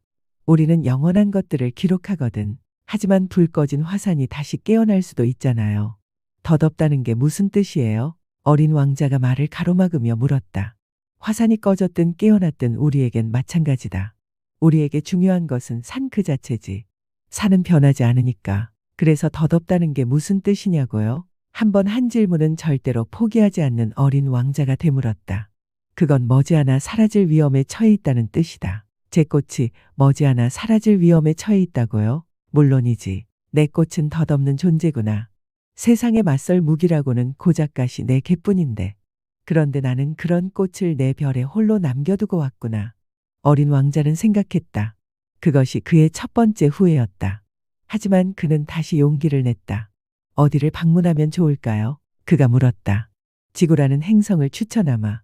평판이 아주 좋단다. 지리학자가 말했다. 그리하여 어린 왕자는 자신의 꽃을 생각하며 길을 떠났다.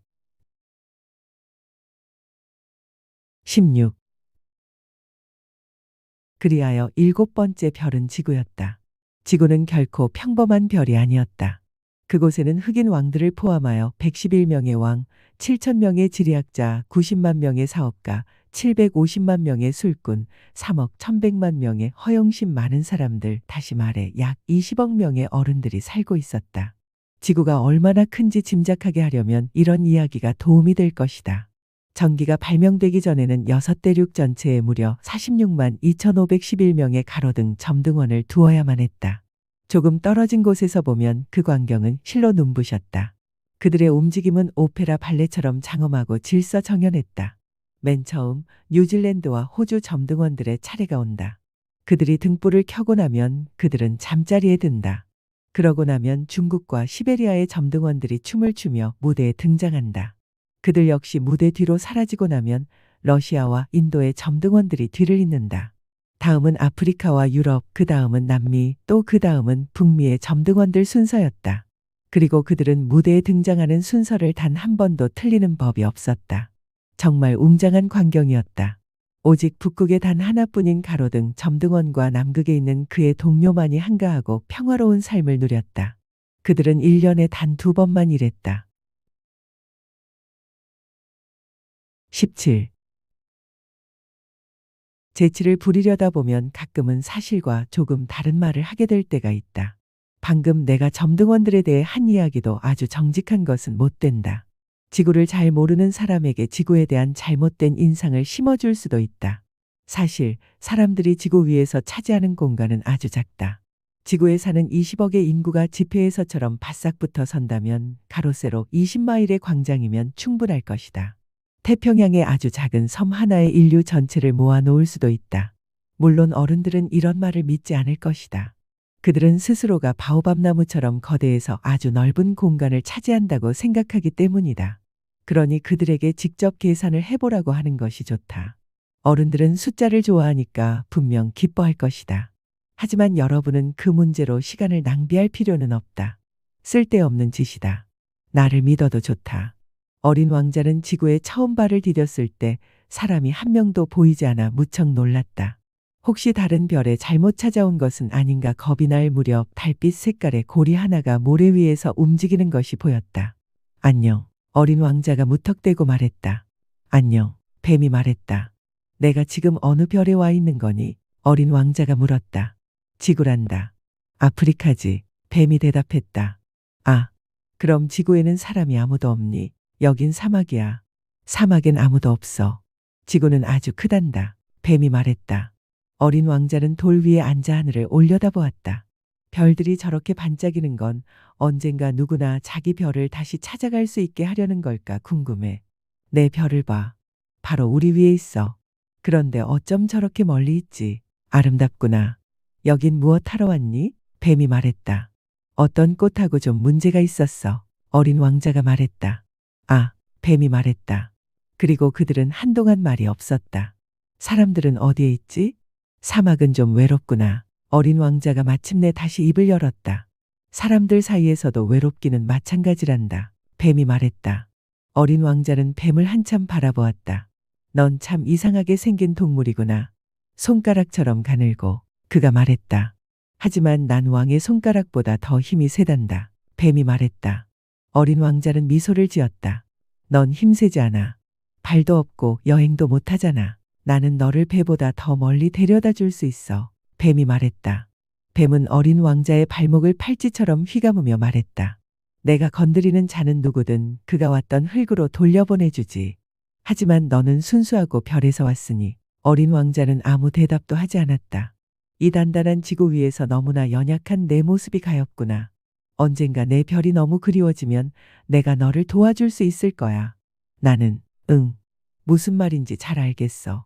그런데 왜 항상 수수께끼처럼 말하는 거니? 나는 그 모든 수수께끼를 푼단다. 뱀이 말했다. 그리고 그들은 다시 침묵에 잠겼다. 18. 어린 왕자는 사막을 건너다 꽃 한 송이를 만났다. 꽃잎이 석장 달린 아주 보잘것없는 꽃이었다. 안녕. 어린 왕자가 말했다. 안녕. 꽃이 말했다. 사람들은 어디에 있니? 어린 왕자가 정중하게 물었다. 꽃은 예전에 상인들의 행렬이 지나가는 것을 본 적이 있었다. 사람들 말인가? 67명쯤 있는 것 같더구나. 몇 해 전에 본 적이 있어. 하지만 지금 어디에 있는지는 아무도 모르지. 바람에 이리저리 날려다니거든. 뿌리가 없어서 아주 곤란을 겪고 있다더구나. 안녕. 어린 왕자가 말했다. 안녕. 꽃이 말했다. 19. 어린 왕자는 높은 산에 올라갔다. 그가 알던 산이라고는 무릎 높이의 화산 3개가 전부였다. 그는 불 꺼진 화산을 의자처럼 사용하곤 했다. 그는 생각했다. 이렇게 높은 산에서는 별 전체와 모든 사람들을 한눈에 볼 수 있을 거야. 하지만 그의 눈에 보인 것은 바늘끝처럼 뾰족한 바위 봉우리들 뿐이었다. 안녕. 그가 혹시나 하는 마음에 말했다. 안녕, 안녕, 안녕. 메아리가 대답했다. 너는 누구니? 어린 왕자가 말했다. 너는 누구니? 너는 누구니? 너는 누구니? 메아리가 대답했다. 내 친구가 되어줘. 나는 외로워. 그가 말했다. 나는 외로워. 나는 외로워. 나는 외로워. 메아리가 대답했다. 참 이상한 별이군. 온통 메마르고 뾰족하고 거친 데다 사람들은 상상력도 없어서 남이 하는 말을 되풀이하기만 하네. 내 별에는 꽃이 한 송이 있었는데 그 꽃은 언제나 먼저 말을 걸어왔는데. 20. 그렇게 어린 왕자는 모래와 바위와 눈밭을 오랫동안 걸은 끝에 마침내 길 하나를 발견했다. 길이란 언제나 사람들이 사는 곳으로 이어지는 법이다. 안녕. 그가 말했다. 그곳은 장미가 만발한 정원이었다. 안녕. 장미꽃들이 말했다. 어린 왕자는 장미들을 바라보았다. 그 꽃들은 모두 자신의 꽃과 똑같이 생겼다.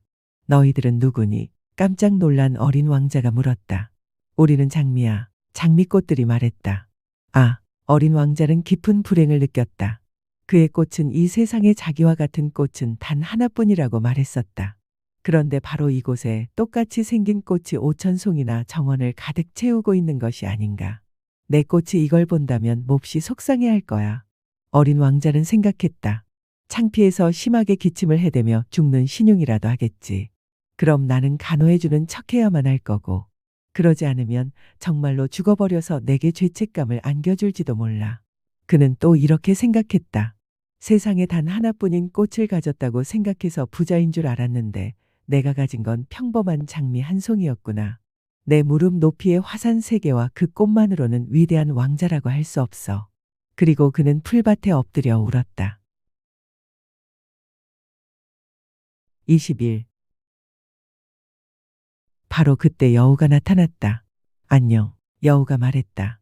안녕. 어린 왕자가 공손히 대답하고 돌아보았지만 아무것도 보이지 않았다. 난 여기 있어.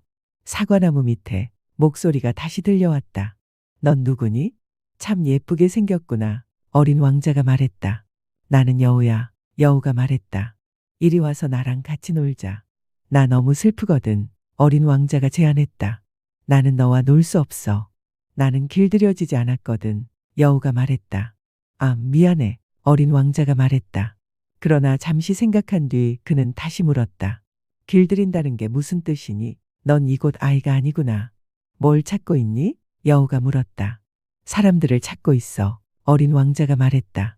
길들인다는 게 무슨 뜻이야? 사람들은 총을 가지고 사냥을 하지. 아주 골치 아픈 일이야. 닭을 키우기도 하는데 그게 그들의 유일한 관심사지. 너 닭을 찾니? 아니, 친구를 찾고 있어. 길들인다는 게 무슨 뜻인데? 그건 너무나 잊힌 개념인데 관계를 맺는다는 뜻이야. 여우가 말했다. 관계를 맺는다고? 그래. 여우가 말했다. 지금 너는 나에게 수많은 다른 소년들과 똑같은 한 소년에 지나지 않아. 그래서 나는 내가 필요 없고 너도 내가 필요 없지. 나 역시 너에게 수많은 다른 여우와 똑같은 한 마리 여우일 뿐이고. 하지만 내가 나를 길들인다면 우리는 서로를 필요로 하게 될 거야. 너는 나에게 이 세상에 단 하나뿐인 존재가 될 거고 너에게 세상에 하나뿐인 존재가 될 거야. 이제 조금 알 것 같아. 어린 왕자가 말했다. 꽃이 한 송이 있는데 아마 그 꽃이 나를 길들였나 봐. 그럴 수 있겠지. 여우가 말했다. 지구에는 온갖 일이 다 있으니까. 아니야. 그건 지구에 있는 꽃이 아니야. 어린 왕자가 말했다. 여우는 몹시 궁금해하는 듯했다.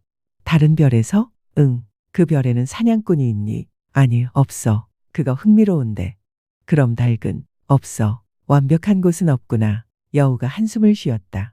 그러나 여우는 다시 하던 이야기로 돌아왔다. 내 삶은 단조로워. 나는 닭을 쫓고 사람들은 나를 쫓지. 모든 닭은 다 똑같고 모든 사람도 다 똑같아. 그래서 좀 지루해. 하지만 내가 나를 길들인다면 내 삶은 햇살이 비추는 것처럼 환해질 거야. 다른 모든 발소리와 구별되는 너의 발소리를 알게 되겠지. 다른 발소리는 나를 땅속으로 숨게 만들겠지만 너의 발소리는 음악처럼 나를 굴 밖으로 불러낼 거야. 그리고 저길 봐. 저 밀밭이 보이지? 나는 빵을 먹지 않아서 밀은 내게 아무 소용이 없어. 밀밭을 봐도 아무 생각이 나지 않아. 그건 슬픈 일이지. 하지만 너는 금빛 머리카락을 가졌어. 그러니 내가 나를 길들인다면 정말 멋질 거야. 밀이 금빛이라서 너를 떠올리게 할 테니까. 그러면 나는 밀밭을 스치는 바람 소리까지 사랑하게 될 거야. 여우는 말을 멈추고 어린 왕자를 오랫동안 바라보았다.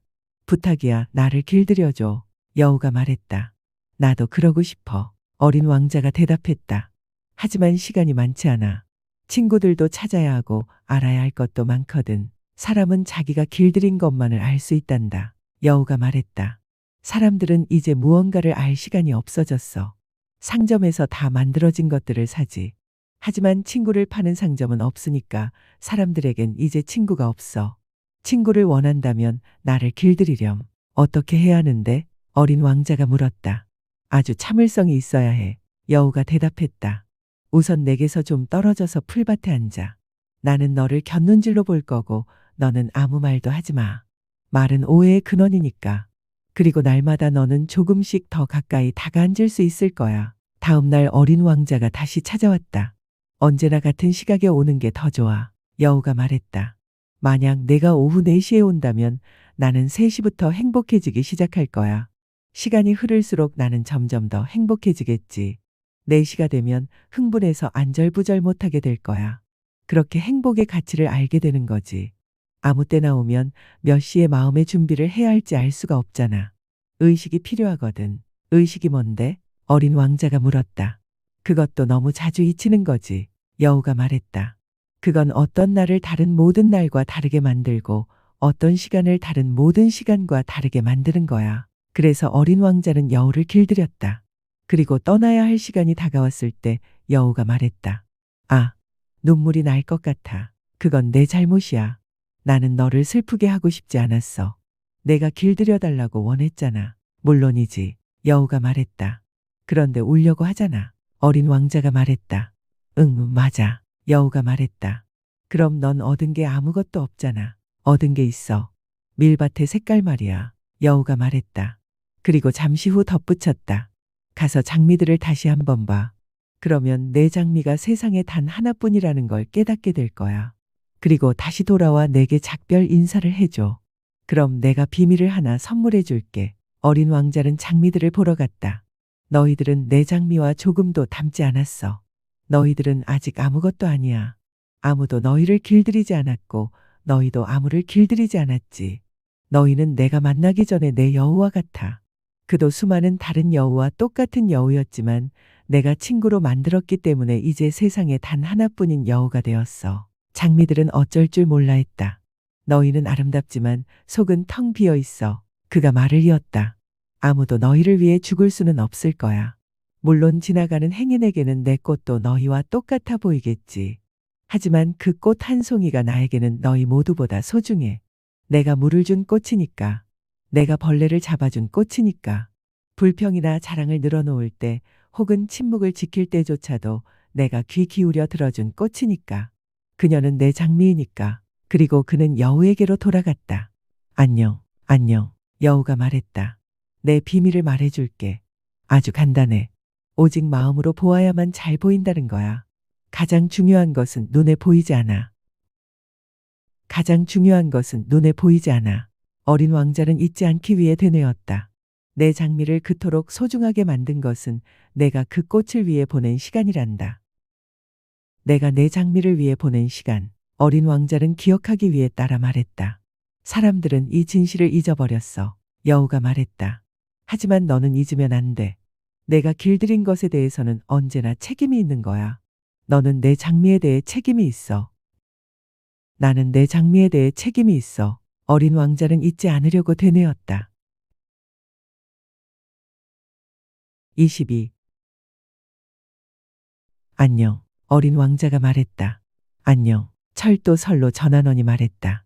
여기서 뭘 하고 있니? 어린 왕자가 물었다. 승객들을 1000명씩 묶어서 분류하고 있다네. 그들을 태운 기차를 오른쪽으로 보내기도 하고 왼쪽으로 보내기도 하지. 환하게 불을 밝힌 급행열차 한 대가 천둥 같은 소리를 내며 관제실을 뒤흔들었다. 저 사람들은 몹시 바쁘구나. 뭘 찾고 있는 걸까? 어린 왕자가 물었다. 기관사 자신도 모르지. 설로 전환원이 말했다. 그러자 반대 방향에서 두 번째 급행열차가 불을 밝히고 달려왔다. 벌써 돌아오는 거니? 어린 왕자가 물었다. 아까 그 사람들이 아닐세. 교차하는 거지. 자신들이 있던 곳이 마음에 들지 않았나 보구나. 사람들은 자기가 있는 곳에서는 절대 만족하지 못한단다. 설로 전환원이 말했다. 그때 세 번째 급행열차가 우렁찬 소리를 내며 다가왔다. 저 사람들은 첫 번째 승객들을 뒤쫓고 있는 거니? 어린 왕자가 물었다. 아무것도 쫓고 있지 않아. 설로 전환원이 말했다. 저 안에서 잠들어 있거나 하품을 하고 있지. 오직 아이들만이 코를 유리창에 납작하게 대고 있을 뿐이야. 오직 아이들만이 자신이 무엇을 찾고 있는지 알고 있지. 어린 왕자가 말했다. 아이들은 헝겊 인형을 위해 시간을 보내고 그 인형은 아주 소중한 것이 되지. 그래서 누군가 그걸 빼앗아가면 아이들은 울어. 아이들은 행복하군. 설로 전환원이 말했다. 23. 안녕. 어린 왕자가 말했다. 안녕. 장사꾼이 말했다. 그는 갈증을 해소해주는 최신 알약을 팔고 있었다. 일주일에 한 알만 먹으면 물을 마시고 싶은 욕구를 전혀 느끼지 않게 되는 약이었다. 왜 그런 걸 팔아? 어린 왕자가 말했다. 시간을 엄청나게 절약해 주거든. 전문가들이 계산해 봤는데 일주일에 53분을 절약할 수 있다더군. 장사꾼이 말했다. 그 53분으로 뭘 하지? 하고 싶은 건 뭐든지 하지. 만약 내게 53분의 여유가 있다면 나는 샘을 향해 아주 천천히 걸어갈 텐데. 어린 왕자는 생각했다. 24. 사막에서 비행기가 고장난 지 8회째 되는 날이었다. 나는 마지막 남은 물 한 방울을 마시며 장사꾼에 대한 이야기를 듣고 있었다. 내 추억들은 참 아름답구나. 하지만 나는 아직 비행기를 고치지 못했고 마실 물도 없어. 나도 샘을 향해 천천히 걸어갈 수만 있다면 정말 행복할 텐데. 내 친구 여우가, 그가 말했다. 얘야, 지금은 여우 이야기를 할 때가 아니야. 왜? 목이 말라 죽을 지경이니까. 그는 내 절박함을 이해하지 못하고 이렇게 대답했다. 죽게 되더라도 친구가 있었다는 건 좋은 일이야. 나는 여우 친구가 있어서 아주 기뻐. 위험이 어느 정도인지 전혀 모르는구나. 나는 생각했다. 그는 배고픔도 갈증도 느끼지 않았다. 그에게는 약간의 햇살만으로도 충분했다. 하지만 그는 나를 바라보더니 내 마음을 읽기라도 한 듯 대답했다. 나도 목이 말라. 우리 우물을 찾으러 가자. 나는 허탈한 손짓을 했다. 이 광활한 사막 한가운데서 무작정 우물을 찾는다는 것은 터무니없는 일이었기 때문이다. 그럼에도 불구하고 우리는 걷기 시작했다. 몇 시간 동안 말없이 걷자 밤이 내리고 별들이 빛나기 시작했다. 갈증으로 열이 약간 있었던 탓에 나는 꿈속에서처럼 별들을 바라보았다. 어린 왕자의 말들이 내 기억 속에서 춤을 추었다. 너도 목이 마르니? 내가 물었다. 하지만 그는 내 질문에 대답하는 대신 그저 이렇게 말했다. 물은 마음에도 좋은 것일 수 있어. 나는 그 대답을 이해하지 못했지만 잠자코 있었다. 그에게 더 질문해서는 안 된다는 것을 알고 있었다. 그는 지쳐 있었다. 그가 자리에 앉았다. 나도 그의 곁에 앉았다. 잠시 침묵이 흐른 뒤 그가 다시 입을 열었다. 별들이 아름다운 건 보이지 않는 꽃 한 송이 때문이야. 나는 그렇지 하고 대답하며 말없이 달빛 아래 주름처럼 펼쳐진 모래 언덕을 바라보았다. 사막은 아름다워. 그가 다시 말했다. 그것은 사실이었다. 나는 언제나 사막을 사랑해왔다. 모래 언덕에 앉아 있으면 아무것도 보이지 않고 아무 소리도 들리지 않지만 그 침묵 속에서 무언가가 빛나고 있었다. 사막이 아름다운 건 어딘가에 우물을 감추고 있기 때문이지. 어린 왕자가 말했다. 나는 문득 사막의 그 신비로운 반짝임의 정체를 깨닫고 깜짝 놀랐다. 내가 어릴 적 살던 낡은 집에는 보물이 숨겨져 있다는 전설이 있었다. 물론 아무도 그 보물을 찾지 못했고 아마 찾으려 한 사람도 없었을 것이다. 하지만 그 보물 하나 때문에 집 전체가 신비로운 매력으로 가득했다. 우리 집은 그 깊숙한 곳에 비밀을 감추고 있었던 것이다. 그래. 집이든 별이든 사막이든 그것들을 아름답게 하는 것은 눈에 보이지 않는 법이지. 내가 어린 왕자에게 말했다. 아저씨가 내 여우와 같은 생각을 해서 기뻐. 그가 말했다. 어린 왕자가 잠이 들어서 나는 그를 두 팔에 안고 다시 걷기 시작했다. 나는 감동에 휩싸여 있었다. 부서지기 쉬운 보물을 안고 가는 기분이었다. 이 지구 위에 그보다 더 연약한 것은 없는 것만 같았다. 달빛 아래 나는 그의 창백한 이마와 감긴 두 눈, 바람에 나부끼는 머리카락을 보며 생각했다. 지금 내가 보고 있는 것은 껍데기에 불과해. 가장 중요한 것은 눈에 보이지 않아. 살짝 벌어진 그의 입술에 희미한 미소가 어리는 것을 보고 나는 또 생각했다. 이 잠든 어린 왕자가 나를 이토록 감동시키는 것은 한 송이 꽃에 대한 그의 진실한 마음, 그가 잠든 순간에도 램프의 불꽃처럼 그의 마음속에서 빛나고 있는 장미꽃의 이미지 때문이야. 그러자 그가 더욱더 부서지기 쉬운 존재처럼 느껴졌다. 램프는 소중히 보호해야 한다. 한 줄기 바람에도 꺼져버릴 수 있으니까. 그렇게 계속 걸어가다가 나는 동틀 무렵 우물을 발견했다. 25. 사람들은 급행열차에 올라타지만 자기가 무엇을 찾는지도 몰라. 그래서 안절부절 못하며 같은 곳을 맴돌기만 하지. 어린 왕자가 말했다. 그리고 덧붙였다. 그럴 필요가 없는데. 우리가 도착한 우물은 사하라 사막의 보통 우물과 달랐다. 사하라의 우물은 보통 모래에 파놓은 단순한 구멍에 불과하다. 하지만 이 우물은 마을의 우물과 비슷했다. 그러나 주변에 마을이라고는 없어서 나는 꿈을 꾸고 있는 것만 같았다. 이상하군. 내가 어린 왕자에게 말했다. 도르래, 두레박, 밧줄까지 모든 게 다 갖춰져 있잖아. 그는 웃으며 밧줄을 잡고 도르래를 움직였다. 그러자 오랫동안 바람 속에 잠들어 있던 낡은 풍차처럼 도르래가 삐걱이는 소리를 냈다. 들려? 어린 왕자가 말했다. 우리가 이 우물을 깨웠더니 우물이 노래를 부르잖아. 나는 그에게 힘든 일을 시키고 싶지 않았다. 내가 할게. 내가 말했다. 너에겐 너무 무거워. 나는 천천히 두레박을 우물 난간까지 끌어올려 넘어지지 않게 잘 올려놓았다. 내 귀에는 아직도 노랫소리가 울렸고 출렁이는 물 위로 햇살이 춤추는 것이 보였다. 이 물이 마시고 싶어. 어린 왕자가 말했다. 내게 물을 좀 줘. 그 순간 나는 그가 무엇을 찾아 헤맸는지 깨달았다. 나는 두레박을 그의 입술에 가져다 주었다. 그는 눈을 감고 물을 마셨다. 그 물은 축제처럼 달콤했다. 그 물은 보통의 음식과는 전혀 다른 것이었다. 그것은 별빛 아래를 함께 걸어온 시간과 도르래의 노래와 내 두 팔의 노력이 만들어낸 것이었다. 그것은 선물처럼 마음을 기쁘게 했다. 내가 어렸을 때 크리스마스 트리의 불빛과 자정 미사의 음악, 사람들의 따뜻한 미소가 내가 받은 선물을 그토록 황홀하게 만들어 주었던 것처럼 말이다. 아저씨네 별 사람들은 정원 하나의 장미를 5천 송이나 키우지만 어린 왕자가 말했다. 자신들이 뭘 찾는지 거기서 발견하지 못해. 그렇지. 발견하지 못한단다. 내가 대답했다. 하지만 그들이 찾는 것은 장미 한 송이나 물 한 모금에서도 발견될 수 있는데 말이야. 물론이지. 내가 대답했다. 어린 왕자가 덧붙였다. 하지만 눈은 장님이야. 마음으로 찾아야 해. 나는 물을 마셨다. 숨을 편히 쉴 수 있었다. 동이 트자 모래는 꿀빛으로 물들었다. 나는 그 꿀빛깔을 보며 행복했다. 무엇 때문에 괴로워했던가. 약속을 지켜줘. 어린 왕자가 다시 내 곁에 앉으며 조용히 말했다.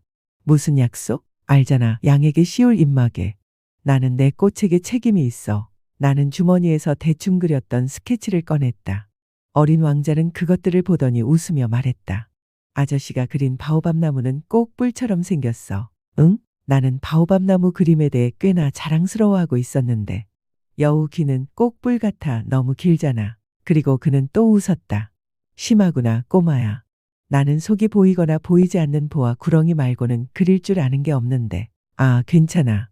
아이들은 다 아니까. 그가 말했다. 그래서 나는 연필로 입마개를 그렸다. 그것을 그에게 건네주는데 가슴이 미어지는 듯했다. 너는 내가 모르는 계획을 가지고 있구나. 하지만 그는 대답하지 않고 이렇게 말했다. 있잖아. 내가 지구에 떨어진 지 내일이면 꼭 1년이 돼. 그리고 잠시 침묵하다가 덧붙였다. 바로 이 근처에 떨어졌었어. 그는 얼굴을 붉혔다. 왠지 모를 슬픔이 다시 밀려왔지만 한 가지 의문이 떠올랐다. 그럼 8일 전 내가 너를 처음 만났던 아침에 사람이 사는 곳에서 수천 마일 떨어진 이곳을 혼자 걷고 있던 건 우연이 아니었구나. 내가 떨어졌던 장소로 돌아가고 있었던 거니. 어린 왕자는 다시 얼굴을 붉혔다. 나는 주저하며 덧붙였다. 아마 1주년이 되어서 그런 거겠지. 어린 왕자는 또 얼굴을 붉혔다. 그는 내 질문에 대답하지 않았지만 얼굴을 붉히는 것은 그렇다는 의미가 아니겠는가. 아, 두려운 마음이 드는구나. 내가 말했다. 하지만 그는 이렇게 대답했다. 아저씨는 이제 일하러 가야 해. 아저씨 기계한테 가. 나는 여기서 기다리고 있을게. 내일 저녁에 다시 와. 하지만 나는 안심이 되지 않았다. 여우가 생각났다. 누구든 길들여지고 나면 눈물 흘릴 일을 각오해야 하는 것이다. 26. 우물가에는 낡은 돌담의 폐허가 있었다. 다음 날 저녁 일을 마치고 돌아오는 길에 보니 어린 왕자가 다리를 늘어뜨린 채 그 담벼락 위에 앉아 있었다. 그리고 그가 이렇게 말하는 소리가 들렸다. 기억이 안 나? 정확한 날짜는 맞지만 장소는 여기가 아니었는데 또 다른 목소리가 대답하는 것이 분명했다.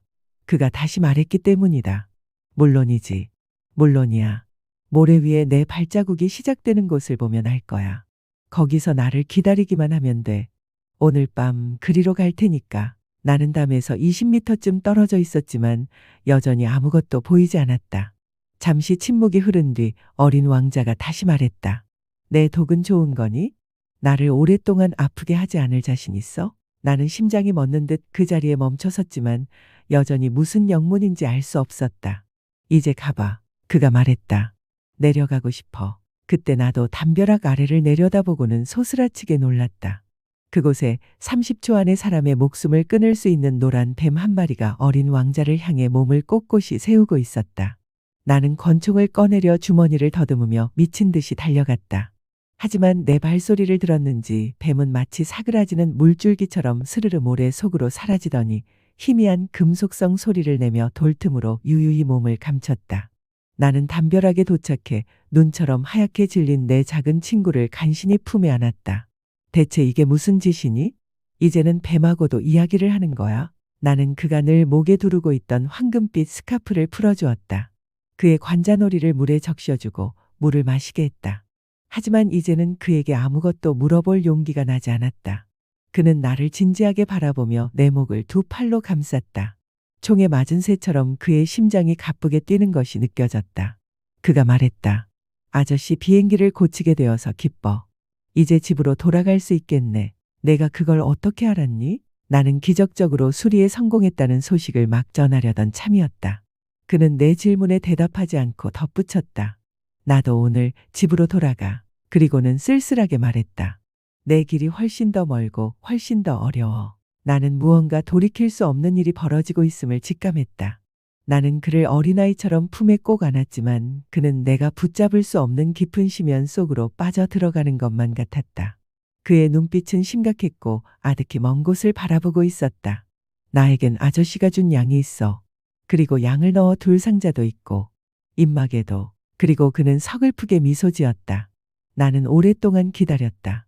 그의 몸이 조금씩 따뜻해지는 것이 느껴졌다. 꼬마야, 너 무서웠구나. 그가 두려워했다는 것은 틀림없었다. 하지만 그는 부드럽게 웃었다.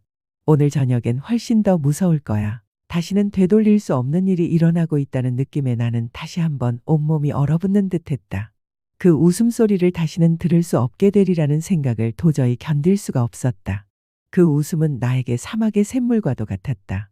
얘야, 내 웃음소리를 다시 듣고 싶어. 하지만 그는 내게 이렇게 말했다. 오늘 밤이면 꼭 1년이 돼. 내 별이 작년에 내가 떨어졌던 바로 그 장소 위에 있게 될 거야. 얘야, 그 뱀 이야기나 약속, 별 같은 것들은 전부 나쁜 꿈이라고 말해줘. 응? 하지만 그는 내 질문에 대답하지 않고 말했다. 가장 중요한 것은 눈에 보이지 않아. 물론이지. 그건 꽃도 마찬가지야. 만약 내가 어떤 별에 사는 꽃 한 송이를 사랑하게 되면 밤의 하늘을 바라보는 게 아주 즐거울 거야. 모든 별이 다 꽃처럼 보일 테니까. 물론이지. 물도 마찬가지야. 아저씨가 내게 준 물은 음악과도 같았어. 도르래와 밧줄 때문에. 기억나지? 아주 달콤했어. 물론이지. 밤이 되면 별들을 봐. 내 별은 너무 작아서 어디 있는지 가리킬 수가 없어. 그게 더 나아. 내 별은 아저씨에게 수많은 별 중 하나가 되겠지. 그러면 아저씨는 어떤 별을 보든 즐거워질 거야.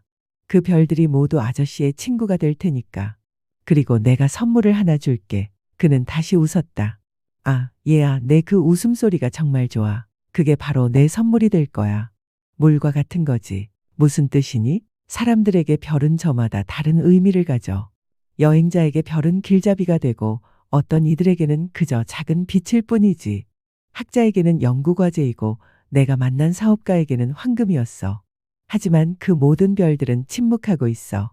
아저씨는 그 누구도 가져보지 못한 별들을 갖게 될 거야. 무슨 뜻이니? 아저씨가 밤의 하늘을 바라볼 때 내가 그 별들 중 하나에 살고 있을 테니 내가 그 중 한 별에서 웃고 있을 테니 아저씨에게는 모든 별들이 웃고 있는 것처럼 보일 거야. 아저씨는 웃을 줄 아는 별들을 갖게 되는 거야. 그리고 그는 또 웃었다. 그리고 슬픔이 가시고 나면 슬픔은 언제나 가시게 마련이니까 너는 나를 알게 된 것을 기뻐하게 될 거야. 너는 언제까지나 내 친구일 테고 나와 함께 웃고 싶어질 거야. 그래서 가끔은 창문을 활짝 열겠지. 그냥 그렇게. 친구들은 내가 하늘을 보며 웃는 것을 보고 아주 놀랄 거야. 그러면 너는 그들에게 말하겠지. 응, 별을 보면 난 항상 웃음이 나와. 그럼 그들은 내가 미쳤다고 생각할 테고 내가 너에게 아주 짓궂은 장난을 친 셈이 되겠지. 그리고 그는 또 웃었다. 나는 별 대신 웃을 줄 아는 작은 방울들을 아주 많이 준 셈이야. 그러더니 그는 다시 진지해졌다. 오늘 밤 오지 마. 내 곁을 떠나지 않을 거야. 내가 아파 보일 거야. 조금은 죽는 것처럼 보일지도 몰라. 그런 걸 보러 오지 마. 그럴 필요 없어. 내 곁을 떠나지 않을 거야. 하지만 그는 걱정스러워 보였다. 이렇게 말하는 건 뱀 때문이기도 해. 그 녀석이 아저씨를 물면 안 되니까. 뱀은 사나워. 그냥 장난으로 물 수도 있거든. 내 곁을 떠나지 않을 거야. 그러나 무언가 생각했는지 그는 안심하는 듯했다. 두 번째 물때에는 독이 없다는 게 사실이야. 그날 밤 나는 그가 떠나는 것을 보지 못했다. 그는 소리 없이 내 곁을 떠났다. 내가 그를 따라잡았을 때 그는 결심한 듯 빠른 걸음으로 걷고 있었다. 그는 그저 이렇게 말했다. 아, 아저씨 왔구나. 그리고는 내 손을 잡았다. 하지만 그는 여전히 괴로워했다. 오지 말았어야 했는데. 마음 아파할 텐데. 내가 죽은 것처럼 보일 테니까. 하지만 정말로 죽는 건 아니야. 나는 아무 말도 하지 않았다. 알잖아, 너무 멀어. 이 몸을 가지고 갈 수가 없어. 너무 무거워. 나는 아무 말도 하지 않았다. 하지만 그건 버려진 낡은 껍데기 같은 걸 거야. 낡은 껍데기는 슬프지 않아. 나는 아무 말도 하지 않았다. 그는 조금 기가 꺾인 듯 했지만 다시 힘을 내려 애썼다. 좋을 거야. 나도 별들을 바라볼 테니까. 모든 별이 녹슨 도르래가 달린 우물이 되겠지. 모든 별이 내게 마실 물을 부어줄 거야. 나는 아무 말도 하지 않았다. 아주 재미있을 거야. 아저씨는 5억 개의 방울을 갖게 되고 나는 5억 개의 샘을 갖게 될 테니. 그리고는 그 역시 입을 다물었다. 울고 있었기 때문이다. 거기야. 나 혼자 가게 해줘. 그리고 그는 자리에 앉았다. 두려웠기 때문이다. 그가 다시 말했다. 알지, 내 꽃. 나는 그 꽃에게 책임이 있어. 그 꽃은 너무나 연약하고 너무나 순진해. 고작 가시 4개로 세상으로부터 자신을 지키려 하지. 나도 그의 곁에 앉았다. 더는 서 있을 수가 없었다. 자, 다 됐어. 그가 말했다. 그는 잠시 망설이다가 일어섰다. 한 걸음을 내디뎠다. 나는 움직일 수가 없었다. 그의 발목계에서 노란빛이 번쩍였다. 그는 잠시 꼼짝 않고 서 있었다. 소리를 지르지도 않았다. 그는 나무가 쓰러지듯 천천히 쓰러졌다. 모래 위라서 소리조차 나지 않았다. 27. 그러니까 그 모든 것이 벌써 6해 전의 일이었다. 나는 이제껏 이 이야기를 한 번도 한 적이 없었다. 나를 다시 만난 친구들은 내가 무사히 살아 돌아온 것을 무척 기뻐했다. 나는 슬펐지만 그저 피곤해서 그렇다고 둘러댔다. 이제는 내 슬픔도 조금은 가셨다. 다시 말해 완전히 사라진 것은 아니라는 뜻이다. 하지만 나는 그가 자기 별로 돌아갔다는 것을 확신한다. 다음 날 똥이 텄을 때 그의 몸을 찾을 수 없었기 때문이다. 그리 무거운 몸도 아니었는데. 그리고 나는 밤이면 별들의 소리에 귀 기울이는 것을 좋아한다. 마치 5억 개의 작은 방울소리 같다.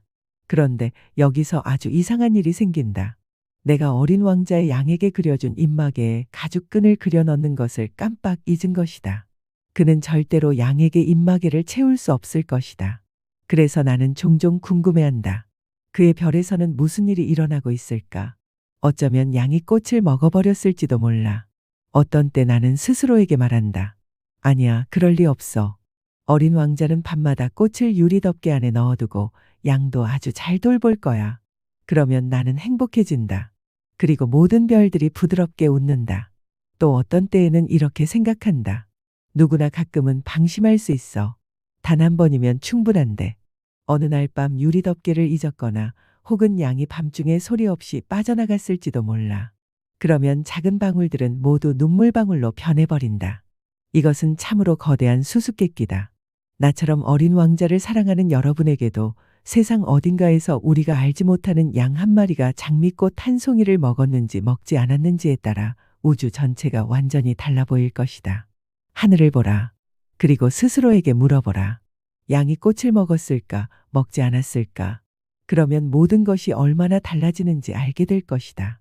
그리고 어른들은 이것이 얼마나 중요한 문제인지 아무도 영원히 이해하지 못할 것이다. 이것은 나에게 세상에서 가장 아름답고 가장 슬픈 풍경이다. 어린 왕자가 지구에 나타났다가 사라진 바로 그곳이다. 이 풍경을 찬찬히 보아두었다가 언젠가 당신이 아프리카 사막을 여행할 때 이 장소를 분명히 알아볼 수 있기를 바란다. 만약 당신이 그곳을 지나게 되거든 제발 서두르지 말고 별빛 아래서 잠시만 기다려 주길 간절히 부탁한다. 그때 한 아이가 당신에게 다가와 그 아이가 웃고 있고 머리카락이 금빛이고 당신의 질문에 대답하지 않는다면 당신은 그가 누구인지 금방 알아차릴 것이다. 그렇다면 내게 친절을 베풀어 주길. 부디 내가 이토록 슬픔 속에 잠겨 있도록 내버려 두지 말고 그가 돌아왔다고 서둘러 편지를 보내주길.